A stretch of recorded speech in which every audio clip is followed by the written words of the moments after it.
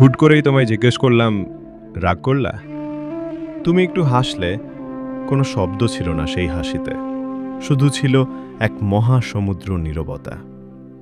এই ব্যস্ত শহরে কেউ তো থামে না, সবাই ছুটছে নিয়নের আলোয় হিসাবের খাঁচায়। তারই ভিড়ে আমি যখন জিজ্ঞেস করি, রাগ করলা, তখন আসলে তোমার ভেতরের সেই একলা মানুষটার খোঁজ নিতে চাই। আমরা তো সবাই মুখোশ পরে ঘুরি, অথচ দিন শেষে শেষে আলো নিভে গেলে ভেতরের শূন্যতাটা চাদর মুড়ি দিয়ে কাঁদে।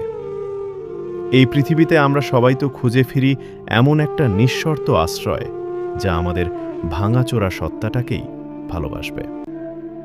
আমি জানি তুমি মুখ ফুটে বলবে না তোমার বড্ড একা লাগে, বলবে না পুরনো স্মৃতির ধুলোবালি এখনো বুকের ভেতর জমা হয়ে আছে।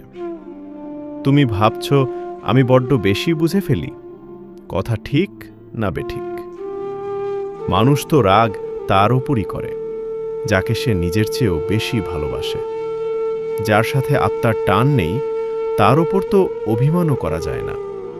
তাই বুকে যদি কখনো মেঘ জমে, মুখোশ সরিয়ে একটু থমকে দাঁড়াও। এই মহাবিশ্বে অন্তত একজন আছে যে তোমার এই নীরবতাও পড়তে পারে।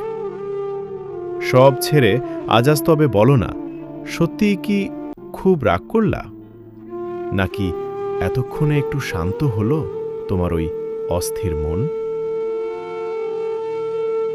কবিতার নাম রাগ করলা, লিখেছেন মাহবুব আজাদ।